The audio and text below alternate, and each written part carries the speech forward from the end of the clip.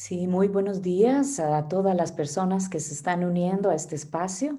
Estamos dando unos minutitos en lo que distintas personas se suman, para empezar. Así es que les pedimos un poquito de paciencia. Vamos a estar empezando muy pronto. Muy buenos días.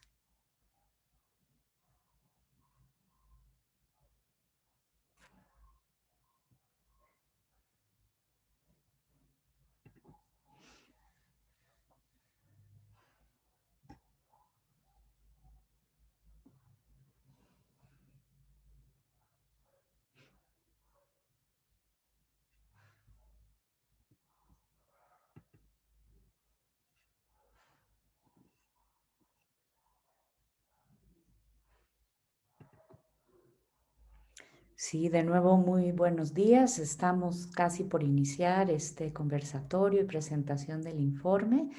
Estamos aguardando unos minutos para dar tiempo a que se sumen varias personas, así es que les pedimos un poquito de paciencia. Vamos a empezar en breve. Gracias. Les voy compartiendo que tenemos interpretación simultánea en inglés. Entonces, para las personas que están conectadas en la plataforma de Zoom, en la parte de abajo pueden ver una opción que es como un pequeño globo terráqueo que dice interpretación, y ahí pueden marcar el idioma de su preferencia.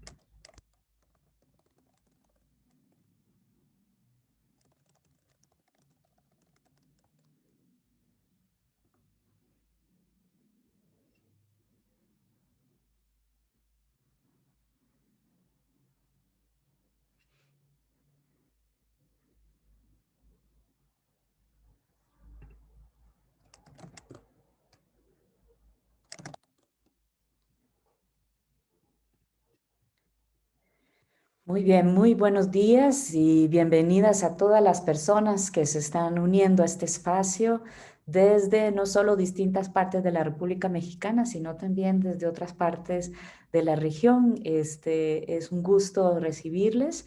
Mi nombre es Lidia Alpizar, soy codirectora ejecutiva de la Iniciativa Mesoamericana de Defensoras de Derechos Humanos, y hoy tengo el gusto y el honor de moderar este conversatorio.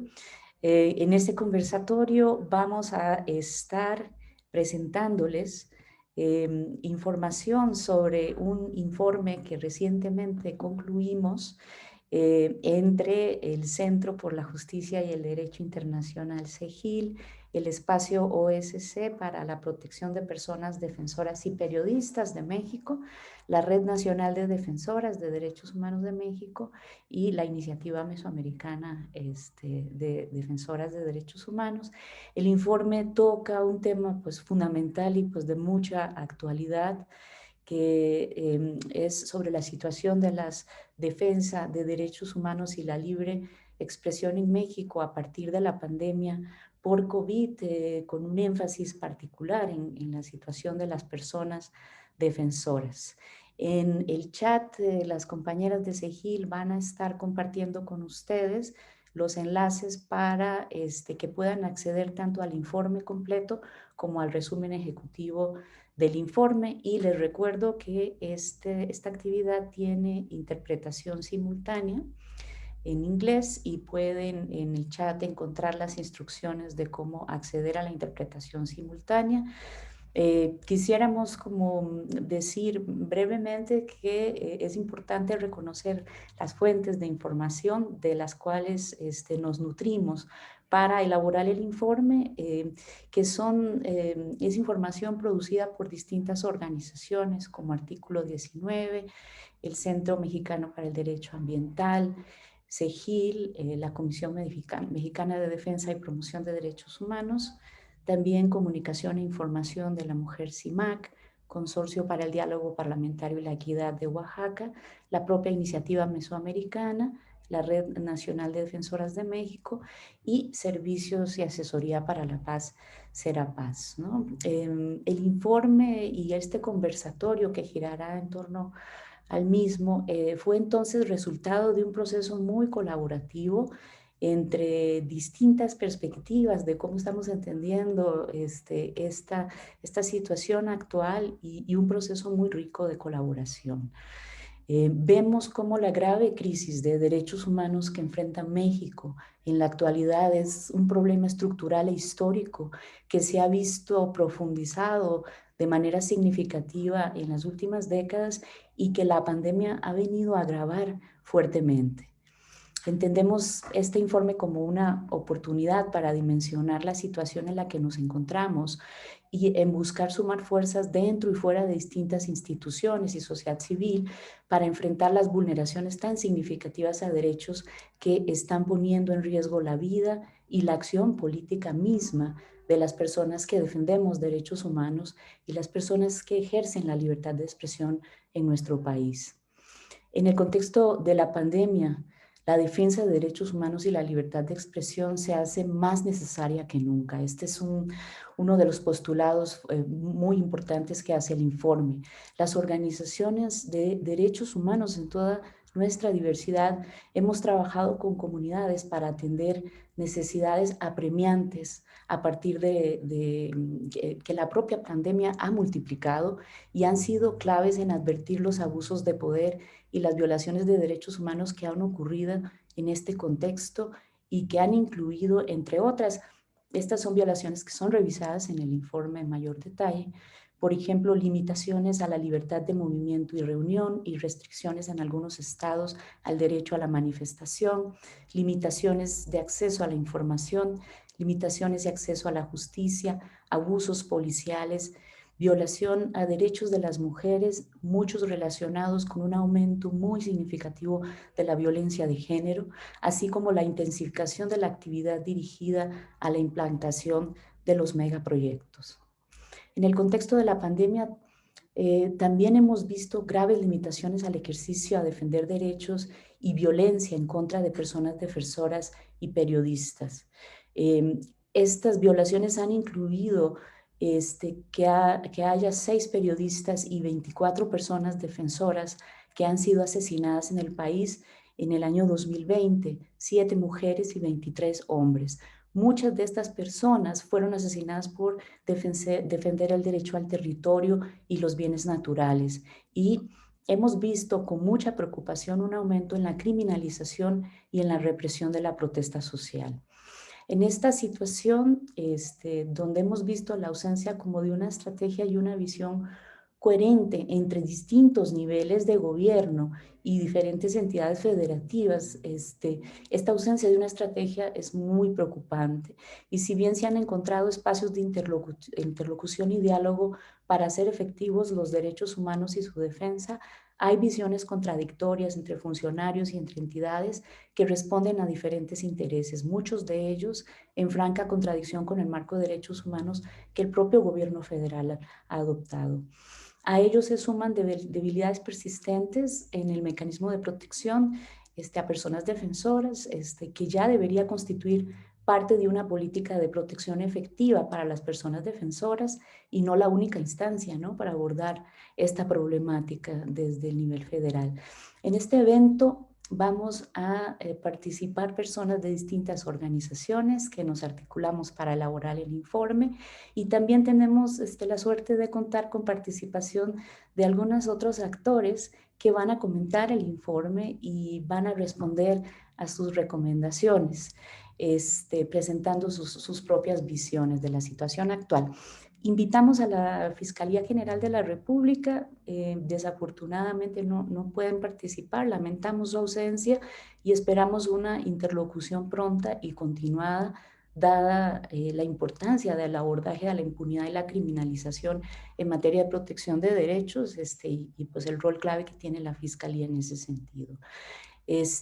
A continuación, pues voy a ir presentando a las personas que con las que vamos a contar en este espacio, y el sentido de sus presentaciones. Entonces, nomás quiero confirmar si tenemos ya a Adela. No, ok. Entonces, vamos a comenzar en la voz de una defensora de derechos humanos, la compañera Laura Orozco. Laura es una defensora que proviene de Michoacán y es parte de la colectiva Familiares Caminando por la Justicia. Laura es parte y habla a nombre de la Red Nacional de Defensoras de Derechos Humanos de México y va a compartirnos principales hallazgos por grupos específicos de personas defensoras y las recomendaciones finales del informe. Cada panelista va a tener 10 minutos para hacer su presentación. Vamos contigo, Laura. Muchas gracias. Les pedimos a todas y todos que por favor cierren sus micrófonos para asegurar que haya una mejor calidad en la transmisión de la información. Gracias. Muy buenos días, muchas gracias Lidia, muchas gracias a todos los panelistas. De verdad me da mucho gusto estar aquí, sobre todo por decir lo que se tiene que decir, ¿no? Y porque hay gente que pues con esta convicción pues sigue aún en esos contextos tan difíciles defendiendo derechos humanos, pero también hay personas que tienen responsabilidades y obligaciones en materia de derechos humanos como funcionarios públicos, y creo que eso va a ser lo rico de este ejercicio. Y bueno, también agradecer a todas las personas que se han sumado a esta plataforma para poder tener conocimiento de este informe, que es el informe sobre la situación de la defensa de derechos humanos y la libre expresión en México a partir de la pandemia por COVID-19. Es un informe que pone de manifiesto lo que desafortunadamente hemos venido denunciando las defensoras de derechos humanos y periodistas por años, que aunado a una crisis sanitaria ha incrementado los casos de agresiones en un contexto de omisión, desatención y vulneración continua por parte del Estado, además de muchos otros agentes que, no siendo estatales también, pero sí con su tolerancia agudizan la situación contra quienes defendemos derechos y contra quienes ejercen su derecho a informar de manera libre y segura, en el que la pandemia ha significado la ausencia de acciones y respuestas inmediatas frente a situaciones específicas de riesgo, por la que al menos 6 periodistas y 24 personas defensoras de derechos humanos fueron asesinadas en el país durante el 2020, como ya lo comentó Lidia también. En ese contexto, el texto expone de manera clara las afectaciones producidas durante ese contexto donde se ha violado el derecho a la protesta social y se ha hecho un uso desproporcionado de la fuerza por parte de cuerpos de seguridad del Estado, documentándose entonces detenciones arbitrarias, violaciones al debido proceso, desapariciones forzadas, malos tratos, abuso y tortura sexual a personas defensoras de derechos humanos y periodistas. Tan solo entre enero y junio se registraron agresiones contra 266 defensoras y 42 colectivos, de las cuales el 49% pertenecen a defensoras y el 37% a periodistas y colectivas. Las agresiones más reiteradas que se encontraron en el informe fueron calumnias, señalamientos y campañas de desprestigio, intimidación y hostigamiento psicológico, así como amenazas, advertencias y hasta ultimátums, restricciones a la libertad de expresión y criminalización. Y de acuerdo a las afectaciones de las personas que defienden diferentes derechos y por grupo, en el caso de personas periodistas, la emergencia sanitaria reflejó realmente la ya crisis económica, social y política que agudiza las condiciones estructurales de la labor periodística en México. registrándose 112 agresiones contra la prensa, ellas relacionadas con coberturas de la pandemia, siendo asesinadas 6 periodistas durante el 2020.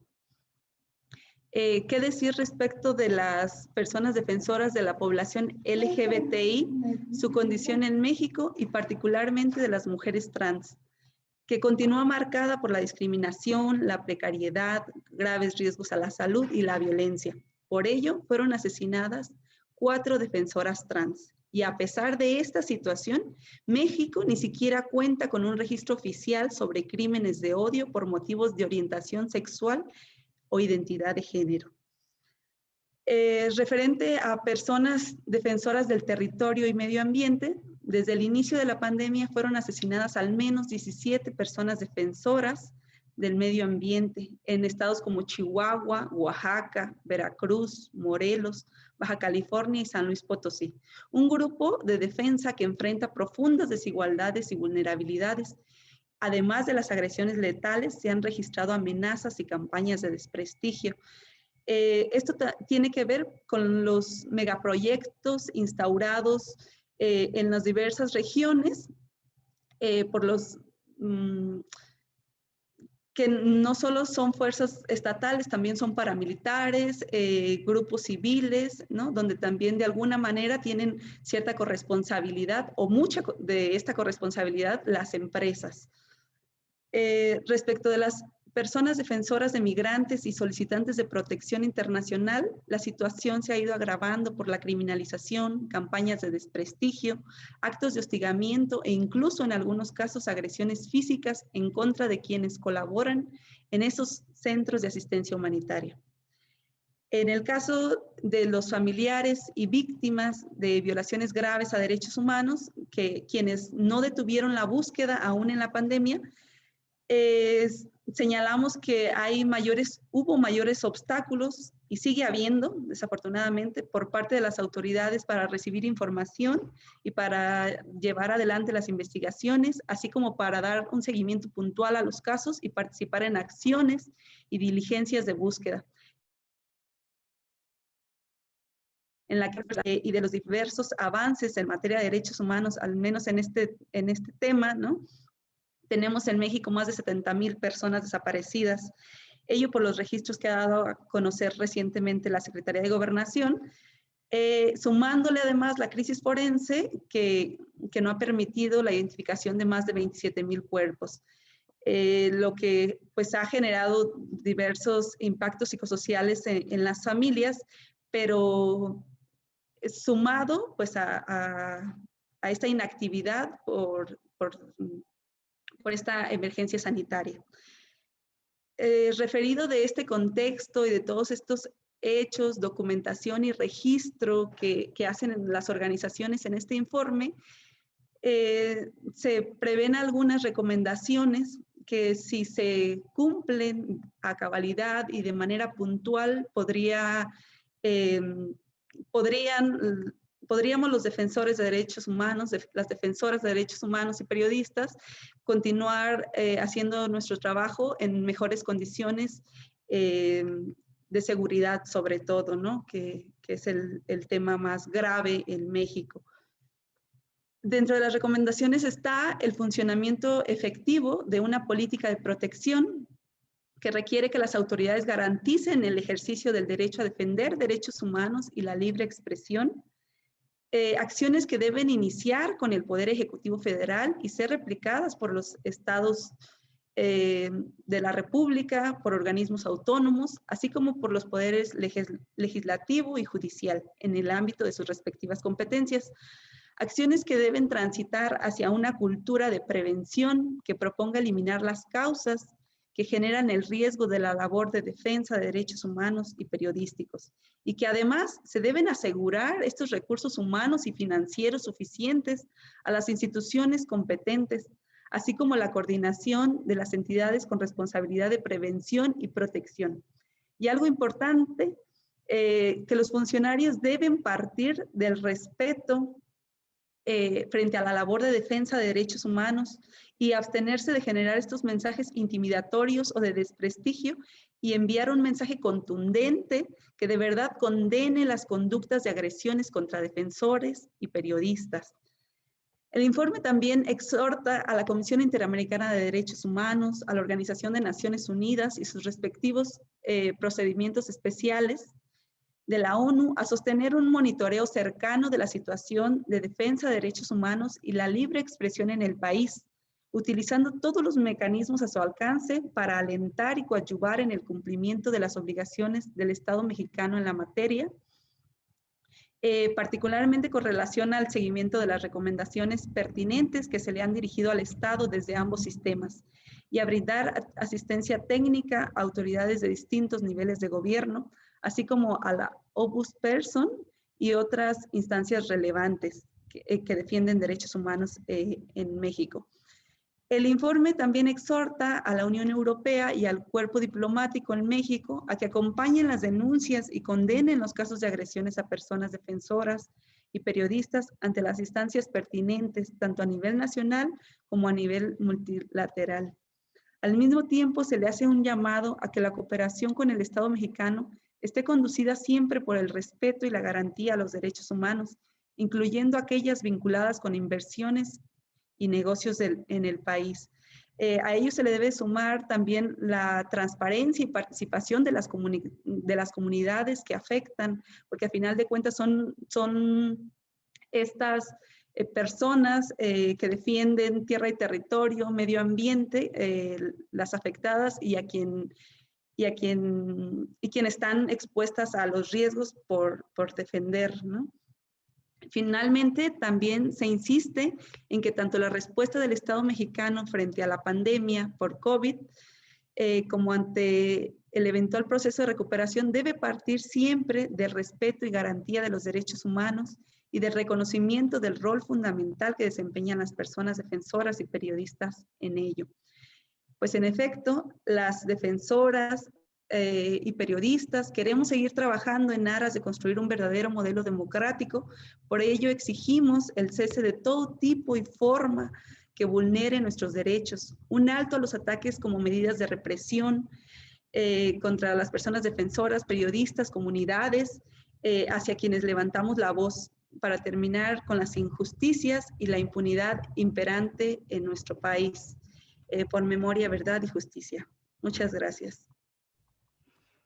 Muchas gracias, Laura. Todos puntos como muy importante y vamos a tener oportunidad de escuchar también a autoridades y a representantes de Naciones Unidas y los mecanismos especiales en tanto estas recomendaciones.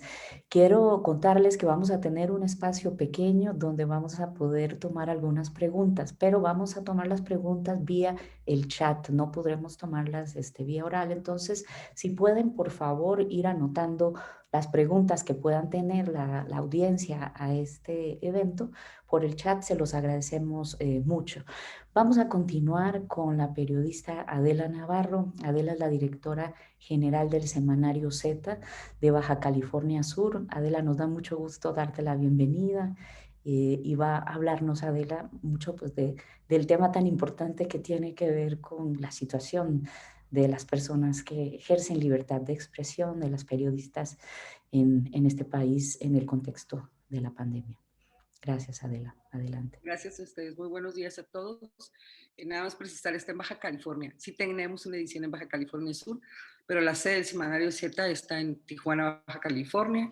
Somos un medio que tenemos, en abril cumpliremos 41 años de fundación, haciendo periodismo, como dice nuestro lema, libre como el viento. Y efectivamente hemos sufrido los periodistas, hemos padecido los periodistas ataques precisamente por informar lo que en realidad está sucediendo y no lo que los gobiernos o las instancias oficiales han determinado. El principal problema, el acceso a la información que tiene que ver con la propagación del virus SARS-CoV-2 en México, es que la batuta la tomó el gobierno federal. No hay instancias privadas que estén haciendo un análisis como en otros países, que hay universidades prestigiadas haciendo análisis sobre la información, la data que va resultando sobre la propagación de este virus. En México no. En México únicamente es el gobierno de la República que todos los días hace una conferencia para informarnos los datos oficiales, no la realidad de lo que estamos viviendo, lo que estamos investigando los periodistas. En los estados se replicó este modelo.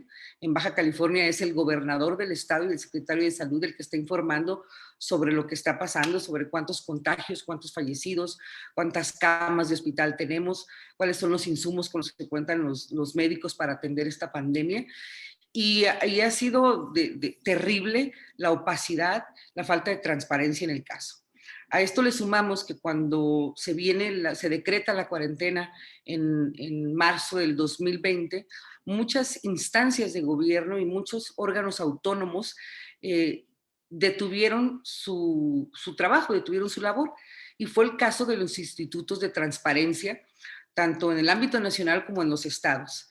En Baja California, por ejemplo, se reactivó la transparencia por ahí de septiembre, octubre del 2020. Entonces estuvimos pues prácticamente 6 meses sin tener acceso a la información. Y respecto a la pandemia, seguimos en las mismas condiciones. Les pongo un ejemplo. El gobierno federal y el gobierno de los estados todos los días nos dan una cifra de contagios, pero tiene que ver únicamente con los hospitales del servicio público. ISSSTE, ISSSTECALI, Seguro Social, hospitales generales en los estados. De los hospitales privados no tenemos información y no hay quien la esté recopilando, como no tenemos tampoco de las pruebas que se realizan en laboratorios privados. Yo, en mi entorno, y seguramente ustedes también, conocen personas que han ido a un laboratorio privado, han realizado una prueba, han salido positivo, pero esas personas no están en la estadística del gobierno federal o del gobierno del estado. Entonces, es el principal obstáculo al que nos hemos enfrentado los periodistas, es la falta de transparencia, es la opacidad y que el gobierno esté en el monopolio de la información de la COVID-19. Es decir, no tenemos un organismo autónomo o alguna universidad que esté realizando eso. Lo segundo es precisamente la agresión. En Semanario Z nos hemos preocupado por indagar más allá de lo que nos dan las cifras oficiales. Hemos hablado en el primer momento con quienes estaban realizando pruebas, que era parte del gobierno estatal, era la Universidad Autónoma de Baja California, el CICESE y las escuelas de medicina. Entonces logramos determinar que nos estaban mintiendo en número de contagios en el estado y nos estaban mintiendo en número de fallecimientos. En número de fallecimientos, lo que hicimos para llegar a una cifra más real fue acudir a los registros públicos municipales. Ellos son los que emiten el acta de defunción.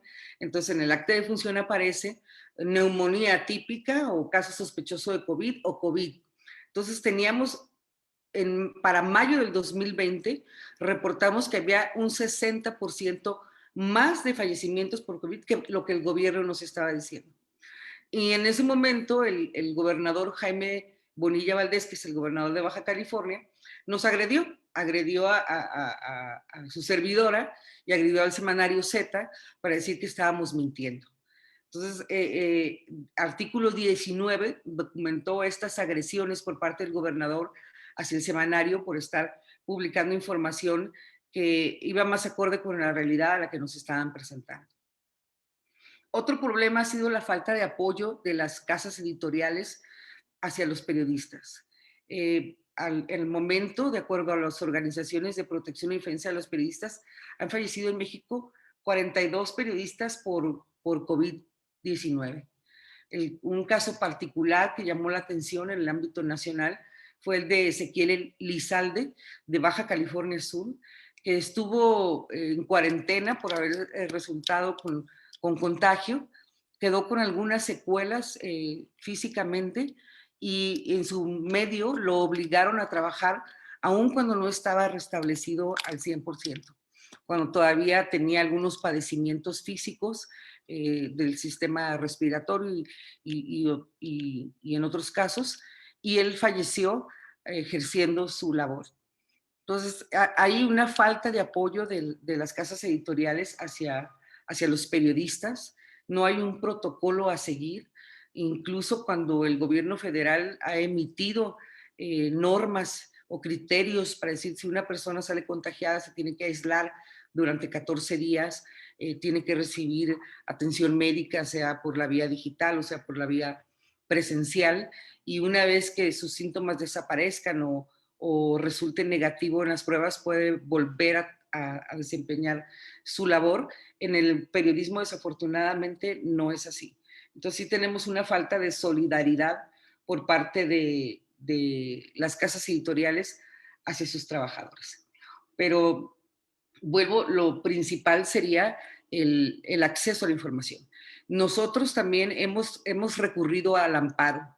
Tenemos un despacho de abogados que nos apoya, pro bono, por cierto, para ampararnos y obligar a las entidades a que nos den información, porque no están proveyendo información real en estos momentos. No nada más en la cuestión de COVID-19, también nos hemos enfrentado, por ejemplo, que los juicios que son orales y que son públicos, los hacen de manera cerrada. Entonces, en cada juicio o en cada caso, tenemos que presentar un amparo que nos otorguen la suspensión para poder entrar a los juicios y poder hacer la investigación, el reporteo de lo que está sucediendo en nuestro entorno social en cualquier estado, ¿no? Yo les platico lo que está sucediendo en Baja California con Z.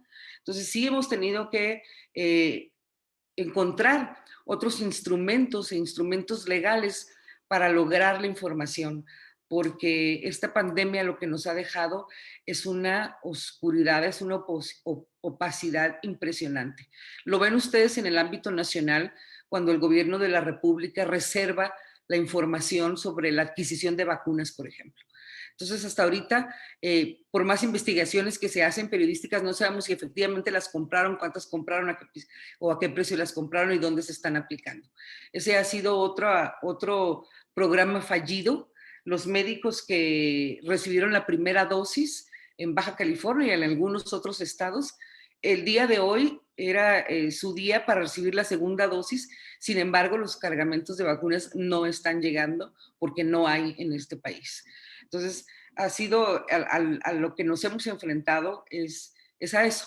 Entonces, tenemos que ser creativos, como siempre lo hemos sido, ante la adversidad, ante las amenazas del gobierno, del narcotráfico, del crimen organizado, ser creativos para encontrar y tener acceso a la información y seguir informando. No es un camino fácil, recibimos en el camino amenazas, agresiones por parte de los gobiernos locales, mayormente los periodistas en los estados, pero bueno, es nuestra labor seguir informando y es lo que vamos a seguir haciendo. En esas condiciones estamos. Muchas gracias. Muchas gracias, Adela. Y bueno, sí, claramente los datos, ¿no?, que están incluidos en el informe hablan del nivel de agresiones recibidos por personas periodistas. 69 agresiones se reportan por cobertura de la pandemia entre marzo y junio del año pasado, con datos de Artículo 19 y CIMAC, con todo, y que hay además 6 asesinatos a periodistas. Las agresiones son 25 periodistas hombres, 36 periodistas mujeres las que han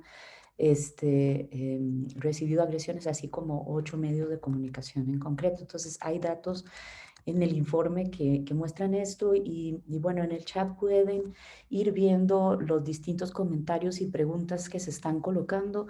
Creo que también en el informe una dimensión muy importante que tiene que ver con la propia vida de las personas defensoras y los periodistas es las propias afectaciones al derecho a la salud, ¿no?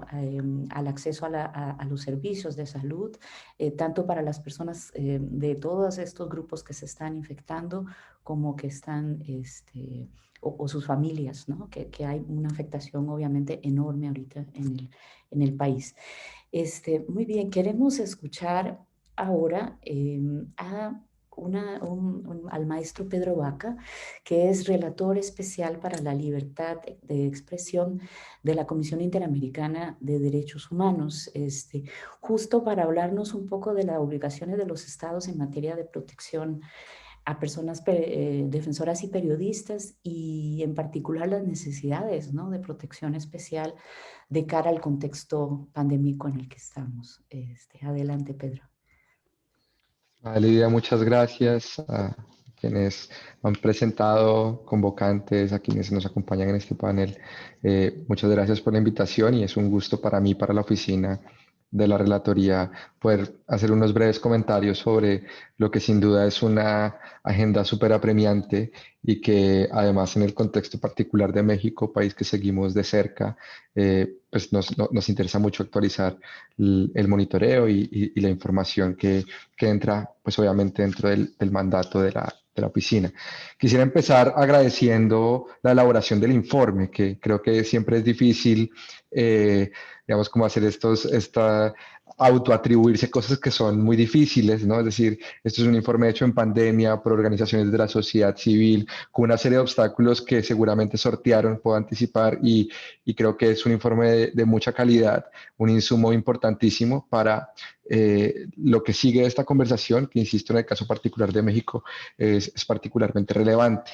Yo quisiera un poco hablar de unos desafíos comunes de la pandemia, ¿no? Que al ser algo no pronosticado, que de cierta manera estalla en nuestra vida cotidiana y cambia un montón de rutinas, entre ellas las rutinas del Estado, pero también la de las defensas de los derechos humanos. Y el hecho de que esté por fuera de todo pronóstico, ya casi un año de la Declaratoria Mundial de la Pandemia, nos permite pues, plantear algunas características para estos temas. La primera, creo yo, es hay una erosión del Estado de Derecho. Y creo que esto opera en toda la región, y diría todos los países, es decir, tenemos poderes ejecutivos tanto nacionales como locales que acudieron a artículos extraordinarios de sus constituciones, sus marcos legales, creo que de cierta manera justificado, pero en la medida que se tiene que actuar prontamente frente a una situación inminente, tenemos poderes parlamentarios o congresos, asambleas que tienen dificultades para encontrarse, entonces los frenos y contrapesos están de cierta manera disminuidos y como bien planteaba Adela ahorita, también hay unos desafíos en el Poder Judicial, pero en muchos otros frenos y contrapesos, no solo institucionales, sino también sociales, es decir, la labor de la defensa de los derechos humanos se ha tenido que reinventar, ¿sí? Afortunadamente no ha parado, ¿sí? Para bien de nuestras sociedades, pero se está enfrentando una serie de retos importantes en sus métodos, en sus formas de recolección de información, en la seguridad para la entrega y recolección de información y un largo etcétera que me parece importante poner de presente porque al menos en el futuro próximo parece ser una realidad con la cual corresponde digamos, convivir de cierta manera. Y un segundo desafío común es hay serios dilemas sobre la garantía y el ejercicio de algunos derechos.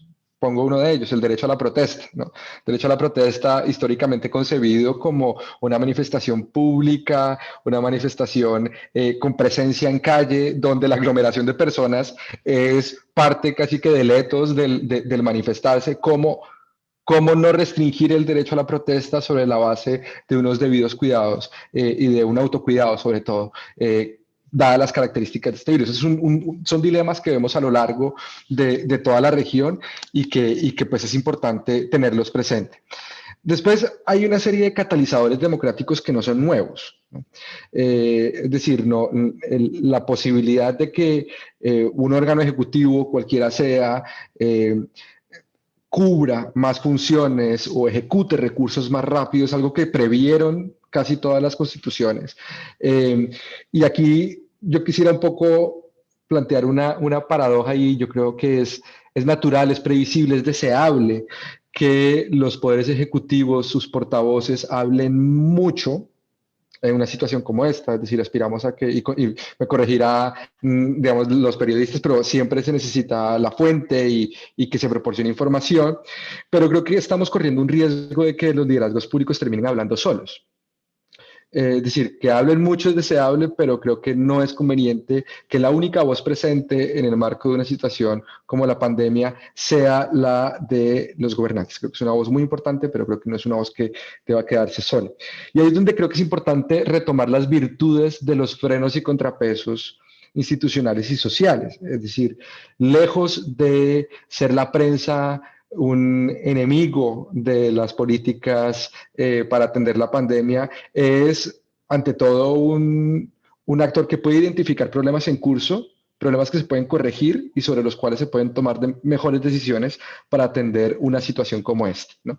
Yo creo que es muy importante, incluso la denuncia, incluso la crítica a cómo se están abordando, debería ser bien recibida en la medida en la que si se tiene una buena respuesta, pues esa crítica perderá valor dentro del debate público, pero si se tiene razón por el lado de la crítica, puede ayudar a mejorar una situación que es inminente y donde no hay manuales para atender una pandemia como esta, ¿no?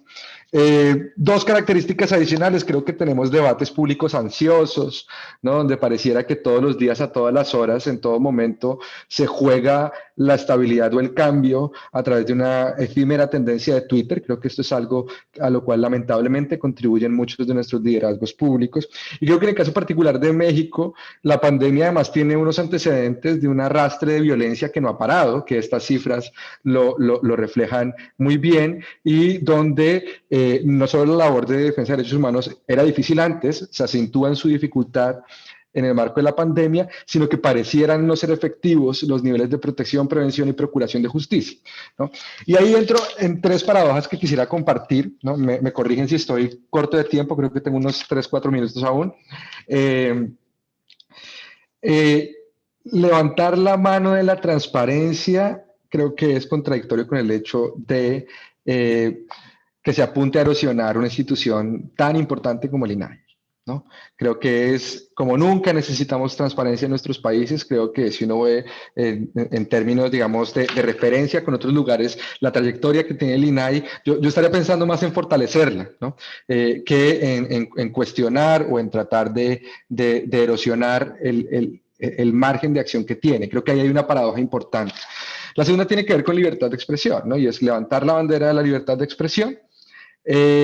Cuando buena parte del discurso público apunta o toca los bordes de la estigmatización o puede implicar un llamamiento tácito a que otras personas agredan periodistas. Y creo que esto es algo que particularmente nos preocupa en México y sobre lo cual extendemos una muy cordial invitación para que el discurso público favorezca la deliberación, favorezca la controversia y no aliente o no deje márgenes permisivos para que en el país más riesgoso para ejercer el periodismo en el mundo, por encima de países en guerra, se puedan generar vetas institucionales permisivas a la violencia. Esto es algo que creo que no tenemos que ser muy radicales en este pedido, de que el discurso público de los funcionarios públicos no aliente ningún tipo de violencia contra defensores, defensoras de derechos humanos y periodistas. Y por último, otra paradoja es levantar la bandera de la defensa de los derechos humanos cuando hay serios desafíos en materia de prevención. Hay serios desafíos en términos de la sostenibilidad de los mecanismos de protección y hay serios desafíos en materia de la procuración de justicia. Todo esto no son críticas, esto está soportado. Esto, además, si se corrige, generaría mejores condiciones de la garantía de los derechos humanos. Es decir, estos planteamientos, estas paradojas, lejos de ser un cuestionamiento, son una invitación a que seamos democracias plurales y a que la voz de las controversias tenga lugar. Cierro con una reflexión final y retomando un poco de lo que planteaba Adela, es decir, cuando la prensa, a partir de sus investigaciones, su reportería, encuentra que la asignación de una cifra es cuestionable, un gobernante tendría que estar agradecido. Tendría que estar agradecido en la medida en la que esa contribución al debate público por parte de la prensa lo que puede implicar es una mejoría en la toma de decisiones. Sucede lo mismo con el ejemplo que se planteó del Poder Judicial. El Poder Judicial es muy importante en este tiempo, muy, muy importante. Y la accesibilidad al cómo se está administrando justicia es clave en el marco del trámite de la pandemia. Yo suelo recomendar un texto que fue publicado por Amartya Sen por allá en el 2013, que se titula ¿Qué sentido tiene la libertad de prensa? Es corto y creo que ha tenido una vejez muy buena ese texto, donde hay muchas referencias al por qué desde los liderazgos públicos se debe saludar la deliberación plural, ¿no? Y creo que yendo un poco más allá de la propia pandemia, ¿no? Y yendo un poquito más como a una reflexión de nuestras democracias, ¿no? Pareciera que todo el tiempo, a toda hora, pesa más la reputación, pesa más la aspiración a la asertividad permanente. Es decir, yo también pienso en muchos liderazgos públicos que se atribuyen a sí mismos y ponen en sus mochilas un peso de tener razón siempre sobre todos y cada uno de los asuntos de la vida, y que en cada momento pareciera que se esté jugando como una acumulación de respaldo o una pérdida de todo el respaldo, ¿no? Yo creo que este es un punto en el cual los recursos públicos, la activación del sistema democrático, la contribución de la prensa, la defensa de los derechos humanos, la actuación y el despliegue estatal, la transparencia y entidades como el INAI deben estar caminando en la dirección de mejorar la respuesta a una situación inminente que va a cambiar, o que ya ha cambiado y que seguramente va a seguir cambiando la forma como se garantizan los derechos humanos. Y ahí es donde este informe es muy especial. Y es muy especial porque creo que marca una agenda de monitoreo de los actores que estamos interesados, y creo que también es la oportunidad para que las autoridades a cargo de la garantía de estos derechos humanos puedan incorporar parte de las recomendaciones y sobre todo brindar mejores condiciones de prevención, protección y procuración de justicia a defensoras, defensores de derechos humanos y periodistas. Muchas gracias, Lidia. Creo que me pasé 2 minutos. Siento mucho el exceso. Gracias, Pedro. Creo que colocas cuestiones muy importantes y quiero retomar un comentario del chat que me parece clave. Las condiciones en las cuales las personas defensoras y una gran cantidad de periodistas ejercen su labor en este país son sumamente precarias. Eran precarias antes de que la pandemia llegara. Y cuando llegó la pandemia, esa precariedad se ha profundizado. Una periodista de Coahuila en el chat nos cuenta de su experiencia de haberse infectado, la dificultad de acceder a los servicios de salud, la agresión a la que es sometida por parte de distintas autoridades también en la cobertura. Pero esta cuestión de la precariedad en la situación de salud y de la situación de ingresos económicos es una constante, no solo en la vida de las periodistas y los periodistas, sino también las personas defensoras. Por ahí, si entendemos que el periodismo es una actividad clave durante el tiempo de pandemia, esta compañera periodista dice, bueno, las vacunas deberían también priorizarse para esta población y coloca esa propuesta. Así es que, bueno, nada más la quiero resaltar como algo que están poniendo por acá las compañeras que están participando también como audiencia. Muchas gracias, Pedro. Vamos ahora a escuchar desde otra instancia de espacios internacionales.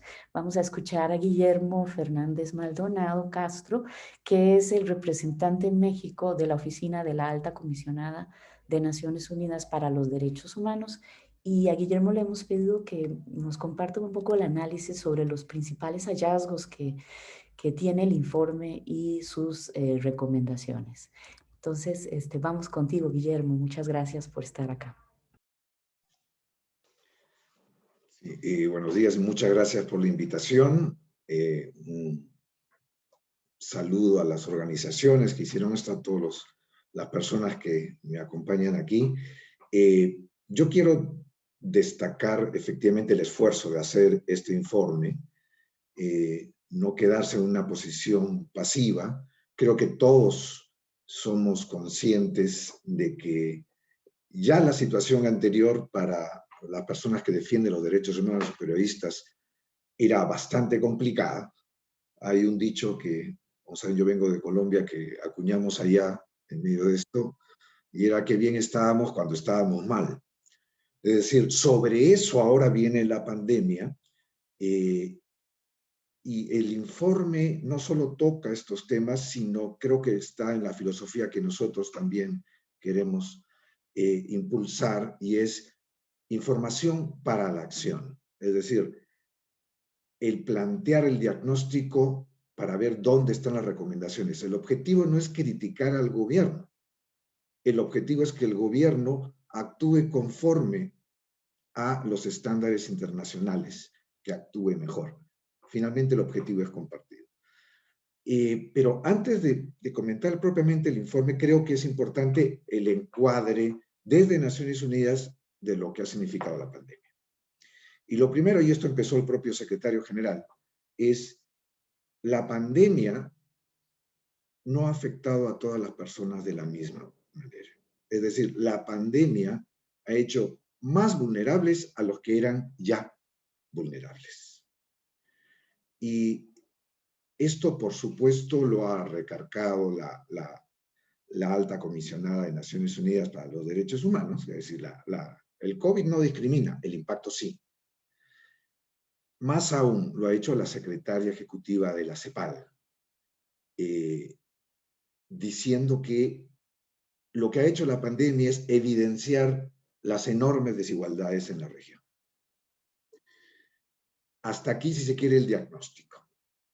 Pero lo importante esta vez es lo que viene, ¿no? Y la CEPAL, por ejemplo, plantea: no podemos seguir con el mismo modelo de desarrollo, que es el que ha creado estas desigualdades. Tenemos que ir a un modelo más inclusivo. Tenemos que ir a un modelo que respete la naturaleza y el ambiente, que tenga un enfoque de género y de derechos. Desde Naciones Unidas, desde el punto de vista global, también el objetivo está planteado con: no podemos volver a lo mismo. Tenemos que regresar a algo mejor. Y de hecho, el secretario general, ante el Consejo de Derechos Humanos, hizo un llamado a la acción por los derechos humanos. ¿Qué supone esto? Supone que los derechos humanos deben guiar no solo el combate a la pandemia, sino la reconstrucción. Y ahí estamos hablando, como todo el mundo más o menos tiene claro, no de algo inmediato, sino algo a mediano plazo. Pero que no es menor, porque lo que vamos a encontrar cuando disminuya la afectación propiamente dicha desde el punto de vista sanitario, lo que vamos a encontrar son gobiernos con pocos recursos, un enorme retroceso en pobreza, un enorme retroceso en desempleo, un aparato productivo golpeadísimo. ¿Y cuáles van a ser las políticas públicas frente a eso? Y por eso la importancia nuevamente del informe. El informe lo que hace es poner en el centro los derechos humanos en esta etapa. Y, como decía yo, con este tipo de propuestas. Uno de los aspectos que destaca el informe son las restricciones impuestas por autoridades en el ejercicio de ciertos derechos, el marco social relevante. Ya se ha mencionado acá uno de los aspectos que parte del dilema, lo de manifestación, y hay ejemplos muy claros. Nosotros los hemos observado, aunque no hay un cambio formal en la legislación, ha habido acciones represivas de manifestaciones y especialmente respecto de mujeres, del movimiento feminista. Abuso de autoridad, detenciones arbitrarias, violencia verbal y física, hasta violencia sexual, ¿no? Manifestaciones en Guadalajara, detenciones familiares en Guanajuato, el último caso en Cancún, donde incluso se utilizó armas de fuego. El informe también destaca la vulnerabilidad de las personas migrantes, ya ni siquiera mencionar el último terrible caso que sigue en investigación. Pero parte del drama de todo esto, y en el caso de migrantes creo que es un buen ejemplo, es de qué manera en situaciones de incertidumbre, de temor, se utiliza esto para exacerbar la xenofobia, la estigmatización. Y particularmente ha sucedido esto con los migrantes, que se han mencionado como si fueran focos de contagio, cuando las propias autoridades han dicho que no. Más bien han estado en una situación de mucho mayor vulnerabilidad. Esta es parte de las áreas que señala bien el informe. Destacaría también el énfasis que pone el enfoque de género y la violencia contra las mujeres, que han sido un importante, de hecho, la mayoría del sector poblacional, porque además de las restricciones, las medidas contra la pandemia han hecho que se eleve, por un lado, lo que es violencia intrafamiliar, efectivamente, pero nuevamente entramos un poco al ámbito de las comunicaciones y las redes sociales. El tema del acoso, el tema de las agresiones vía las redes sociales contra mujeres en ámbitos de defensa de derechos humanos, defensa de derechos de las mujeres, periodismo, se han incrementado todavía más. Incluso lo que había como un avance, que es el mecanismo de protección para defensores, defensoras y periodistas, se ha visto tensionado. Por un lado, por un mayor número de casos, por el otro lado, la necesidad de fortalecerse y la incertidumbre frente al tema de los fondos. Entonces, es parte de las contradicciones en que hay muchos menos medios y recursos desde la defensa de los derechos humanos y muchas más demandas para enfrentar. Respecto de las recomendaciones, y yo creo que eso es importante, lo había dicho, primero en cuanto a la filosofía.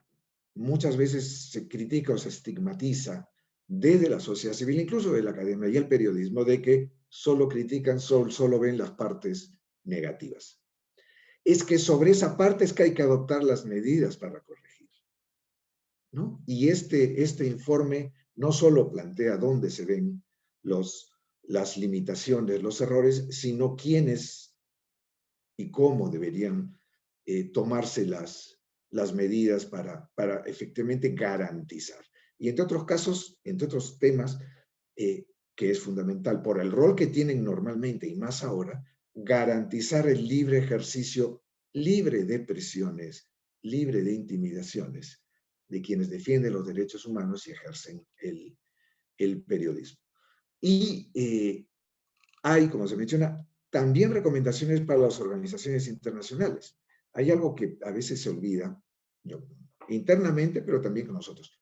Nosotros somos servidores públicos internacionales. Yo decía, en el ámbito interno, en muchos de estos países hay muchas autoridades, pero pocos servidores públicos. Todos somos servidores públicos y estamos sujetos, por lo tanto, a este escrutinio. Y debemos ver las recomendaciones y las críticas como algo de lo cual servirnos para ser más efectivos. Y nosotros, en lo que nos corresponde, por supuesto, lo vamos a hacer. Y cierro con esto, sé que no me he excedido ya. Esto es algo que nadie tenía previsto, ni los gobiernos, ni las sociedades, ni nosotros. De hecho, todavía no sabemos cuándo va a acabar, ni a qué normalidad vamos a regresar. El tema es, vamos a sacar lecciones aprendidas sobre esto y vamos a construir otro tipo de realidad. Y aquí creo yo el enorme valor y aporte que pueden tener desde la sociedad civil precisamente la construcción basada, y es lo que decimos nosotros, en evidencia y estándares internacionales. El gran reto, y esto en toda América Latina, no es que queden tantas normas internacionales pendientes de ratificar, es la implementación, es el cómo. Y aquí, como el caso de este informe, hay una enorme cantidad de propuestas sobre el cómo. El objetivo es compartido. Queremos algo diferente y no queremos volver a lo mismo. Muchas gracias. Muchas gracias, Guillermo, y creo que eso resuena, ¿no? Un mensaje que resuena mucho con lo que hemos venido planteando y la gran preocupación de que en el contexto actual el panorama para la defensa de derechos es cada vez más complejo, ¿no? Entonces, creemos que hay un actor que es muy importante también escuchar, que es el gobierno federal, y nos está acompañando en este espacio el maestro Enrique Irazoque, que es titular de la Unidad de Derechos Humanos de la Secretaría de Gobernación. Quisiéramos como comentar que justamente en el informe que presentamos hoy se retoman algunas preocupaciones que han sido planteadas por organizaciones que son parte, por ejemplo, del espacio OSCE y que están acompañando casos ante el mecanismo de protección que está debajo de esta unidad, ¿no? Dentro de la Secretaría. Entre ellas, una preocupación importante es la dilación de los procesos de ingreso y seguimiento, la insuficiencia de recursos materiales y humanos, ¿no?, que tiene el mecanismo, así como la falta de coordinación entre las entidades que conforman la Junta de Gobierno, destacando en particular la Fiscalía General de la República, como diríamos al inicio, ¿no?, que fue invitada pero no pudo acompañarnos.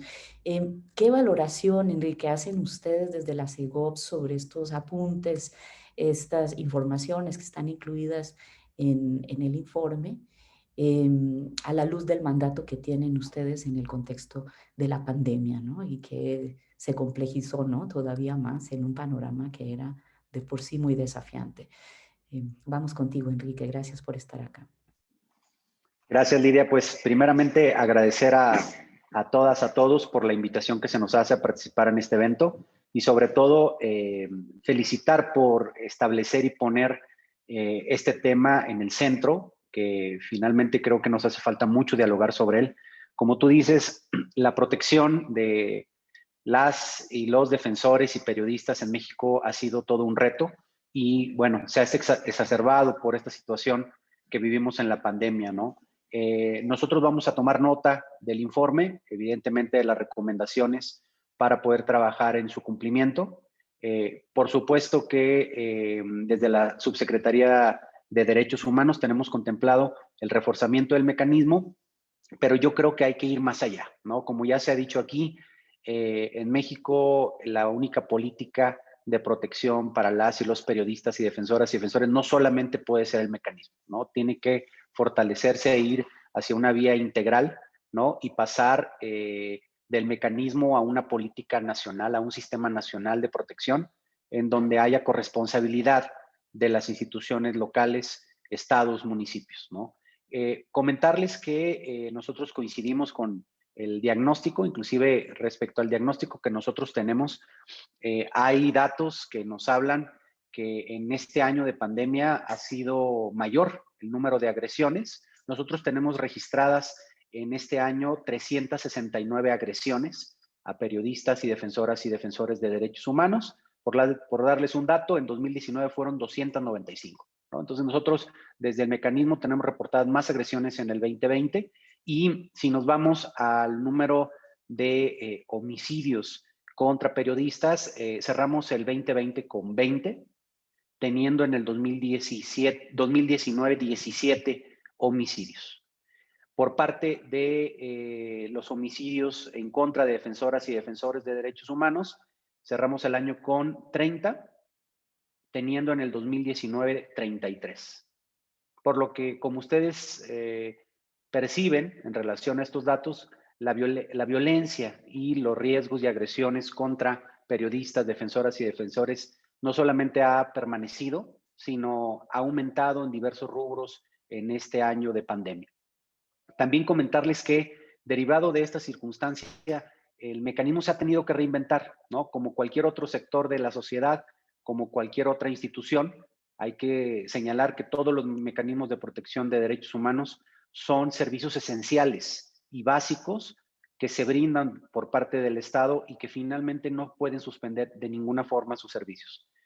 En este sentido, se han tomado varias medidas y necesidades que van desde nuestro monitoreo constante, ¿no? Sabemos que la defensa de los derechos humanos no ha parado, ya bien lo decía Laura en su intervención, hay muchos rubros en donde las y los defensores han tenido que salir, por ejemplo, en labores de la defensa de las familias que buscan a sus familiares, la búsqueda de las familias ha sido constante en el terreno, no ha sido suspendida y por ende la defensa de sus derechos tampoco. El mecanismo ha estado cerca de esa circunstancia y bueno, hemos tratado de establecer un constante seguimiento de monitoreo y no suspensión del mismo, ¿no? Derivado de todo este efecto de la pandemia, se han acrecentado las agresiones por medios electrónicos, ¿no? Nuestro equipo de monitoreo ha tratado de reforzar su visión desde esa perspectiva.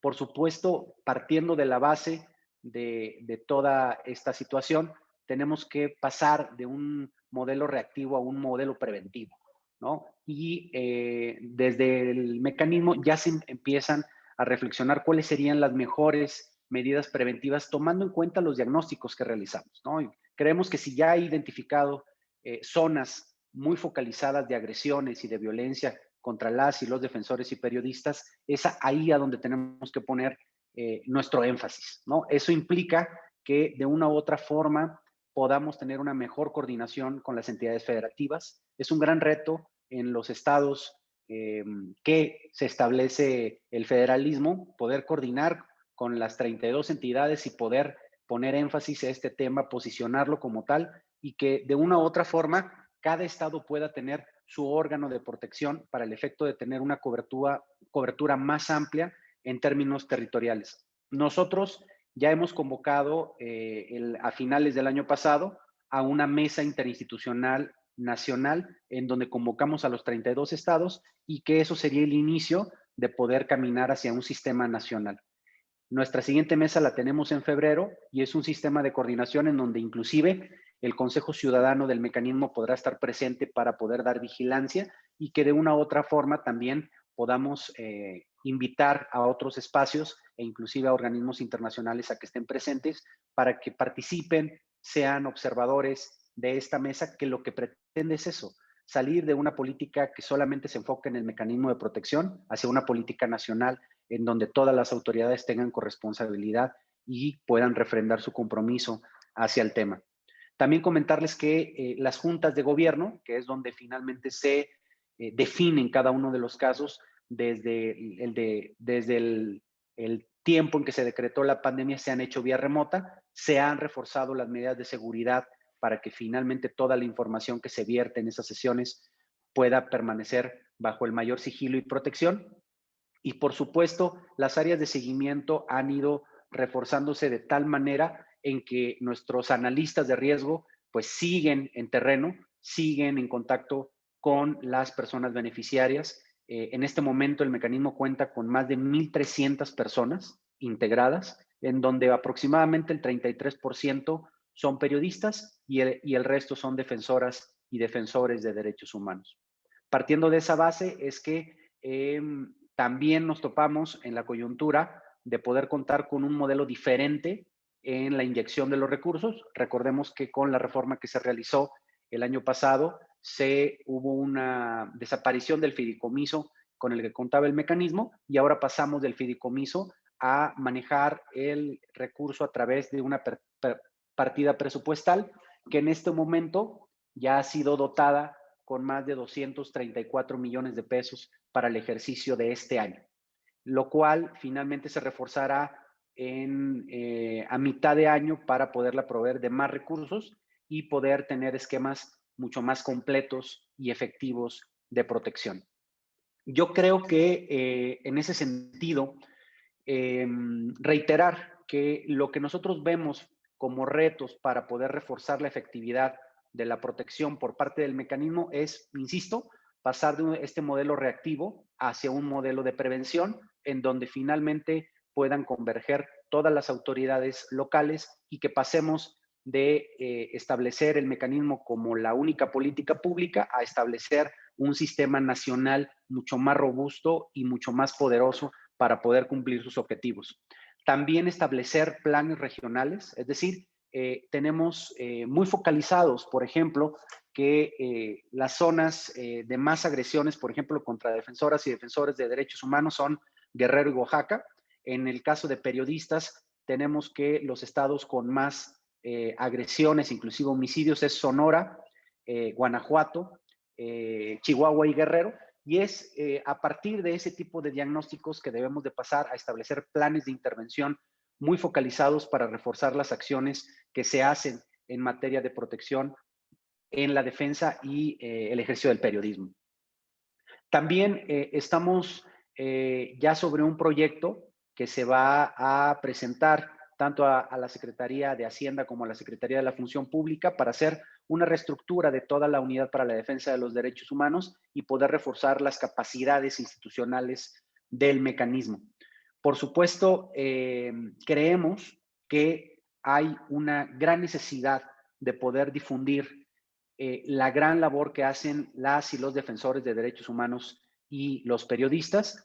En ese sentido, tenemos una gran iniciativa que estamos lanzando en coordinación con la Unión Europea, con la Oficina de la Alta Comisionada de Naciones Unidas y con la Presidencia de la República para que en los próximos meses lancemos una campaña nacional de difusión que dé cuenta a toda la sociedad, a todos los sectores de la importancia de estas funciones y sobre todo podamos también incidir a través de esa campaña nacional en la disuasión de las agresiones contra periodistas, defensoras y defensores y sobre todo pensar en que dentro de nuestro diagnóstico, que coincide con el de ustedes, casi el 40% de las agresiones que van contra periodistas son cometidas por autoridades locales y que de una u otra manera tenemos que caminar hacia allá para generar esta disuasión a través de medios eficaces de comunicación y que llevaremos también de la mano con las organizaciones de la sociedad civil que nos han ido acompañando hasta ahora. Hasta aquí dejaría mi intervención. Gracias, Lidia. Muchas gracias, Enrique. Y creo que es bien útil escuchar datos, por ejemplo, los datos que tienen ustedes y, por supuesto, ir avanzando en el diálogo, ¿no? Con respecto a los desafíos que colocas. Hay un par de cosas, una pregunta muy concreta, de hecho, que va para ti. Vamos a empezar ya con el espacio. No tenemos mucho tiempo, pero como es en seguimiento a lo que acabas de colocar y creo que hay gran interés de escuchar sobre esto. La pregunta es, ¿cuál es la ruta de trabajo que desde la Secretaría, desde la SEGOV, se va a impulsar para la construcción de una política pública integral que garantice el derecho a defender derechos humanos y el ejercicio de la libertad de expresión, ¿no? Toda esta pregunta que va, cómo vamos más allá de un mecanismo, una política de Estado, ¿no? De protección también. Entonces, creo que esa es una pregunta y creo que las campañas son muy importantes y hay una preocupación bien grande que hemos tenido también sobre el tema de cómo los propios funcionarios públicos de distintos niveles, desde los gobiernos locales hasta el federal, contribuyen a la estigmatización y a generar un ambiente no propicio. Entonces, creo que es muy importante que esas campañas incluyan también cómo hacemos rendir cuentas a los distintos niveles de gobierno en cuanto a los discursos que estigmatizan e incluso promueven la violencia en contra de defensores y defensoras de derechos humanos y periodistas en distintos ámbitos, ¿no? Entonces, vamos contigo con esta primera pregunta, Enrique, que da seguimiento a lo que planteabas sobre la política pública.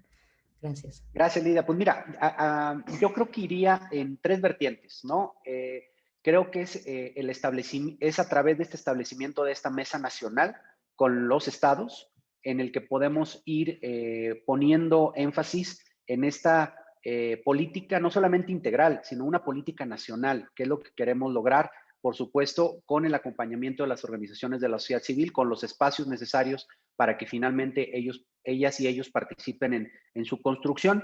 También como un segundo elemento estaría el hecho de empezar a focalizar aquellas e ir a intervenir en aquellas regiones de mayor incidencia de agresiones hacia las y los periodistas y defensores. Y sobre todo, creo que estableciendo un esquema mucho más de coordinación, ¿no? Sí creo que hay mucha participación de muchos estados en donde el tema sí es un tema prioritario en las agendas de los gobiernos, pero también hay otros gobiernos que finalmente no ven en este tema un tema esencial, ¿no? Para la vida pública de una sociedad democrática como la nuestra. Entonces, en concreto sería el tener una mejor coordinación a través del establecimiento de estas mesas nacionales con los estados y sobre todo estableciendo estos planes integrales en donde los riesgos han venido a la alza y tenemos que apuntalar con una mayor incidencia desde todas las trincheras. Sí, muchas gracias, Enrique, por la respuesta. Y bueno, parece que hoy estás muy popular porque me llegó otra pregunta. Creo que hay mucha preocupación por parte de distintas actoras y actores de que la Fiscalía no haya venido al diálogo hoy, dado el rol tan clave que juega, ¿verdad? Y que una tendencia que es muy clara en este último año en el marco de la pandemia es que se está dando mayor criminalización a personas defensoras y también hay una impunidad persistente, ¿no? Que hay que atacar. Entonces, la pregunta es cómo se articula una respuesta efectiva con la ausencia, ¿no? Activa de la Fiscalía, tanto para afrontar la impunidad como para afrontar estos procesos de criminalización. Entonces, también es una pregunta para ti, Enrique. Mira, Lidia, yo he expuesto en varios espacios, ¿no?, que la verdad no hay mejor mecanismo de protección para las y los defensores y periodistas que un acceso a la justicia eficaz, ¿no? Y un órgano de fiscalía que pueda dar con las y los perpetradores de estos hechos y que pueda establecer hacia las víctimas verdad, justicia y reparación, ¿no? Ese sería el mejor mecanismo de protección que pudiéramos generar desde el Estado mexicano y, por supuesto, como tú bien lo dices, no se puede pensar en una política nacional e integral en esta materia sin la intervención y sin la voluntad y compromiso de las fiscalías de todo el país, ¿no? Por darte un dato, de los 40 homicidios que tenemos registrados contra periodistas de diciembre del 2018 a la fecha, solamente tenemos 2 sentencias, ¿no? Y al igual que en la agenda, que en los demás rubros de la Agenda Nacional de Derechos Humanos, pues la impunidad crece más, ¿no? Si tenemos a nivel nacional una impunidad de 90, pues en la Agenda Nacional de Derechos Humanos, incluido este tema que nos converge el día de hoy, la impunidad aumenta. Entonces, sí creo que es fundamental, ¿no?, que las fiscalías tengan una mayor participación en cuanto a su accionar y, por supuesto, que los proyectos y las visiones de las fiscalías puedan ir más hacia la conversión de esfuerzos y coordinación con los mecanismos de protección a derechos humanos que tenemos estas facultades, que hacia la disociación o hacia el tema de delinear autonomías e independencias, ¿no? Creemos que las autonomías que se le dieron a las fiscalías hace unos años por mandato constitucional no fueron creadas para poder establecer límites o disociaciones que impidieran la coordinación efectiva. Definitivamente, si nosotros como mecanismos de gobierno central no llevamos una coordinación efectiva con las fiscalías, pues esto nunca va a resultar, ¿no? O sea, no se entiende una política nacional integral de protección a las defensoras, defensores y periodistas sin una participación activa y efectiva de las fiscalías en el tema del goce y ejercicio de todas y todos en el acceso a la justicia, en su derecho a la verdad y en su derecho a la reparación en cada uno de los casos. Gracias, Enrique. Y me mandan una pregunta como muy relacionada, enfocada más como para Guillermo y para Pedro, un poco mirando hacia las instancias, tanto mecanismos de protección como la Oficina del Alto. ¿De qué manera ven ustedes el acompañamiento como a lo que puede ser ese proceso de desarrollo de una política nacional de protección, ¿no? ¿Cómo verían la forma en que pueden acompañar este tipo de procesos acá en México, ¿no? A la luz también de lo que coloca Enrique, de la perspectiva que tienen de los procesos de cómo piensan construir dicha política. Entonces, no sé si Pedro y Guillermo quieren comentar brevemente al respecto.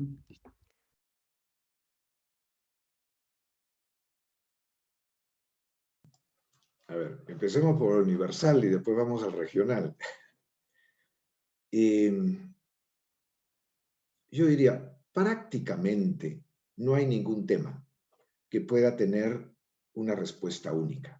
Tienen que ser respuestas integrales. Yo estoy muy de acuerdo.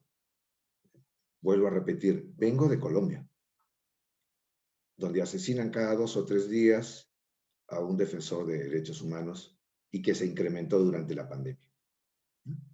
Y ahí, como acá, la respuesta tiene que ser integral y orientada a la prevención. Entonces, claro, en términos generales, todos los mecanismos internacionales son supletorios del nacional. La respuesta central tiene que ser dentro de los países y tiene que ser integral. Efectivamente, el mecanismo no puede hacerlo solo, tiene que ser algo interinstitucional, coordinado, orientado y probablemente, por supuesto que hay que atender lo inmediato y lo urgente, pero esos son síntomas de situaciones mucho más profundas que también hay que atacar. Entonces, creo que este doble enfoque es absolutamente fundamental. El objetivo, por ponerlo un poco en caricatura, el objetivo no es tener mecanismos de protección y poner guardaespaldas a la mayor cantidad de defensores y periodistas. El objetivo es que no sea necesario ponerle a ninguno. Entonces, las causas son tanto las estructurales como que hay que proteger ahora sí, pero se trabaja en el otro ámbito.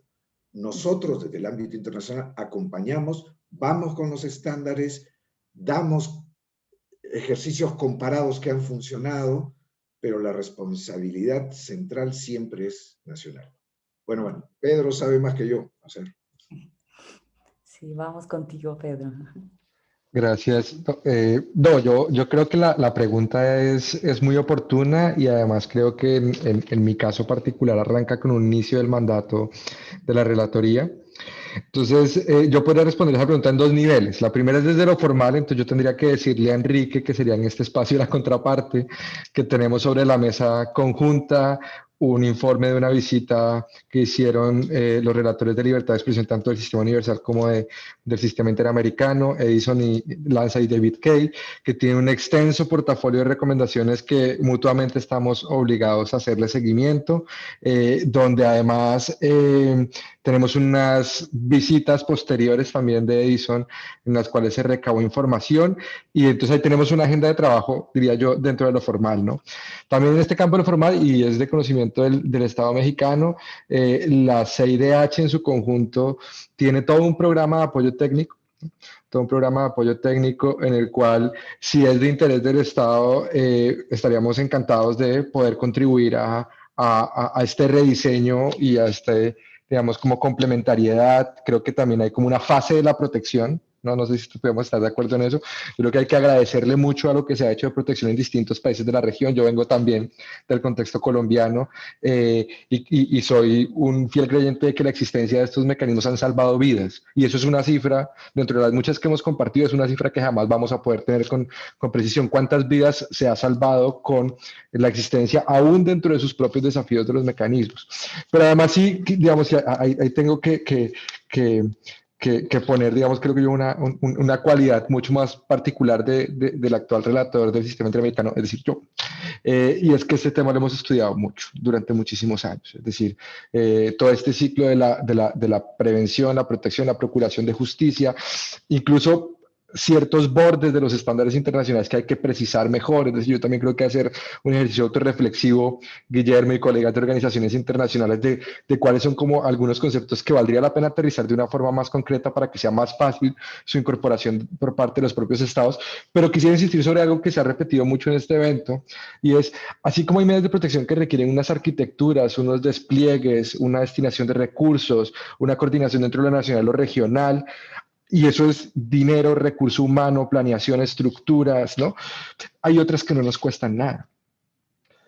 Es decir, tener un discurso público desde las personas con responsabilidades, que sea abierto a la deliberación, que reciba con agrado la crítica y responda a ella sin necesidad de que se genere un ambiente que pueda ser permisivo a las violencias, es algo que no nos cuesta nada distinto al compromiso, ¿no?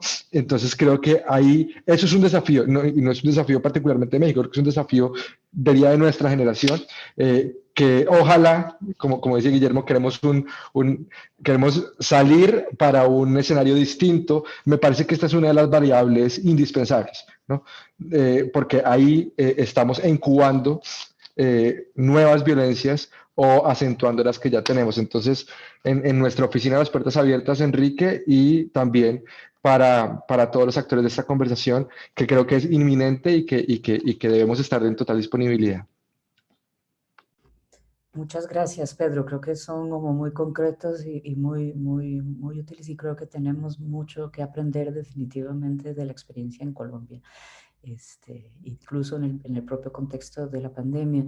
Hay comentarios en el chat que señalan, creo que una de las limitaciones más importantes, entre otras, que hemos visto al mecanismo y a otras formas de protección, y es la ausencia de acompañamiento psicosocial, ¿no? Que reconozca las afectaciones también en salud mental y otros niveles que tienen que ver con las cuestiones emocionales de las personas defensoras, ¿no? Entonces ya estamos casi estamos sobre el tiempo, espero que nos podamos quedar unos 10 minutitos más como para poder cerrar, pero quería ir contigo, Laura, si querías comentar un poco, o sea, la Red Nacional de Defensoras, la propia iniciativa ha colocado estos temas sobre la protección integral, ¿no? Con una visión mucho más, completa, ¿no? De las necesidades de las defensoras. Entonces, no sé si quieres comentar un poquito y después vamos contigo, Adela, para ya después cerrar. Si pueden hacer brevemente, y por ahí siguen surgiendo en el chat preguntas que tienen que ver con este tema de las fiscalías, con este tema de la impunidad que prevalece y que creo que es uno de los desafíos pues bien grandes que tenemos hacia adelante. Vamos contigo, Laura. Muchas gracias, Lidia. Pues creo que de manera general, creo que el informe retrata muy bien la situación contextual grave que se vive en nuestro país para las y los defensores de derechos humanos y periodistas. Me parece que ahí hay que ver realmente la voluntad política de parte del Estado y que no se trate solamente de pues meros discursos como lo hemos visto tristemente en la práctica, ¿no? La falta de una protección integral a las personas defensoras con una perspectiva de género nunca se ha visto. La dilación en estos procesos de inserción al mecanismo de protección en riesgo inminente también me parece que hay varias deficiencias que hay que atender, porque pues mientras el mecanismo espera por días e incluso meses para insertar a una defensora, esta muere, ¿no? Entonces, creo que hay que entender que estamos hablando de vidas humanas, de personas que defienden derechos humanos. Por experiencia personal y por conocimiento de otras compañeras defensoras, no solo tenemos esta estigmatización de parte de los mismos funcionarios públicos, también tenemos agresiones de paramilitares, de sujetos civiles, ¿no? Frente a la cual el Estado solamente se lava las manos, aún con la responsabilidad internacional que le compete. Entonces, pues me parece que es una cuestión de voluntad política más que de discursos, de accionar y de trabajar de manera conjunta para que los defensores y las defensoras, así como los periodistas, pues podamos ejecutar esta labor de defensa de una manera segura, que de verdad tenga, pues, que podamos cumplir los fines y objetivos para los cuales las colectivas y organizaciones nos hemos creado, ¿no? Por la memoria, la verdad, la justicia, la reparación integral y sobre todo por la erradicación de estas prácticas violatorias a derechos humanos. Muchas gracias. Gracias a ti, Laura. Muchas gracias. Adela. Bueno, sí, dos puntos, ¿no? Hablaba en un inicio de la falta de solidaridad de los medios de comunicación hacia sus reporteros, hacia su personal en general.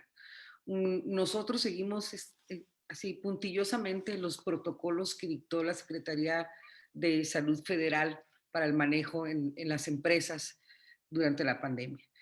Hay uno de los requisitos o uno de los puntos en los que hacen énfasis es en ayuda psicológica precisamente. Entonces, desde nuestra casa independiente, que somos un periódico pequeño, que sobrevivimos de milagro y gracias a los lectores románticos que todavía nos aferramos a las ediciones impresas, contratamos los servicios de personal de psicología para que pudieran atender a los compañeros que así lo requirieran. particularmente los que están trabajando el tema del COVID, que se están enfrentando a la muerte, que se están enfrentando a las agresiones, que se están enfrentando a la cerrazón de las autoridades. Entonces creo que sí, más allá, ciertamente quienes atentan contra los periodistas es mayormente el gobierno y los cárteles de la droga, el crimen organizado, pero creo que también debería de hacerse un llamado hacia las casas editoriales en el manejo que le están dando durante la pandemia y la protección que están teniendo hacia sus reporteros y su personal en general, ¿no? Eso es por un lado. Por otro lado, este país, desafortunadamente, vivimos en la impunidad. Hace unos días tuvimos una plática con la Sociedad Interamericana de Prensa, por ejemplo, para llevar el caso del asesinato de Francisco Javier Ortiz Franco, compañero editor general de Z, que hace 16 años lo asesinaron. Y lo que hay de investigación en el expediente son los 3 meses que el caso estuvo en la Procuraduría, entonces Procuraduría General de Justicia del Estado de Baja California. A los 3 meses, la entonces PGR lo atrae, ejerce su facultad y lo atrae el caso, y no se ha investigado nada más. Es un caso que tiene ya 16 años en la impunidad, que nosotros hemos solicitado personalmente en foros, por escrito, con publicaciones, a la Fiscalía Especializada y a la Fiscalía General de la República, que atiendan el caso, que se haga justicia. Sin embargo, es uno de los muchos que hay, porque en este país la impunidad en el caso de investigación y solución de los asesinatos de periodistas es del 99%. Los 2 casos que quizá menciona Enrique son los 2 casos más notorios donde hay sentencias, que es el caso de Miroslava y el caso de Javier Valdés, que fueron casos muy notorios en los que hubo una gran demanda, una gran participación por parte de los periodistas en el país para la solución de ellos. Ante tanta presión, hubieron de reaccionar las autoridades administradoras de justicia y no están solucionados definitivamente, no conocemos los autores intelectuales, hay sentencias y hay investigación en relación a los autores materiales en ambos casos, pero la justicia no llega a la autoridad intelectual. Otro caso que nos atañe en Z es el asesinato de Héctor Félix Miranda en 1988, cuyos asesinos materiales fueron sentenciados y purgaron su condena, ya están libres, regresaron a trabajar con el que es el principal sospechoso de la autoría intelectual, que es el empresario Jorge Ron, que por estos días el partido Encuentro Solidario lo registró como su candidato a gobernador de Baja California. De ese nivel es la impunidad en este país. Sí, muchas gracias, Adela. Creo que colocas distintas dimensiones de desafíos muy grandes que estamos enfrentando actualmente y que nos llevan como a las dimensiones estructurales que creo que ha colocado en varios momentos en este espacio Guillermo, ¿no? Que tenemos que trabajar en todas estas dimensiones estructurales que están detrás de las crisis, que están detrás de las violaciones graves pues, al amplio rango de derechos humanos en el país. Quisiera agradecer a cada uno y cada una de ustedes por el tiempo y por haber compartido con todas nosotras y nosotros estas palabras, este espacio. Quisiera nomás concluir con algunos puntos que nos parece importante recapitular, porque creo que han surgido algunas propuestas también y puntos que pueden servirnos para mayor reflexión y seguimiento, ¿no? Por un lado, creemos que es vital que el gobierno federal fortalezca la agenda de derechos humanos a partir del reconocimiento de la diversidad de organizaciones y personas defensoras que históricamente han promovido y defendido los derechos humanos que han enfrentado, ¿no?, el país en estos últimos años de forma tan grave.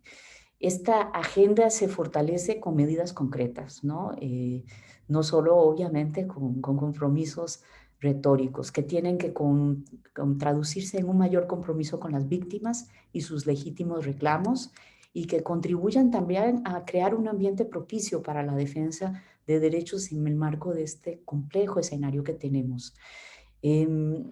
se fortalece también y creo que nos da gusto escuchar la información que escuchamos hoy de cómo se puede avanzar en la construcción de una política pública de protección que sea integral y que sea efectiva, ¿no? Y ahí nos parece importante que se pueda retomar la mesa de seguimiento con el mecanismo de protección que estaba encaminada como a esto, ¿no? Por otro lado, en diferentes entidades de la República, la criminalización de personas defensoras ha tendido a agravarse.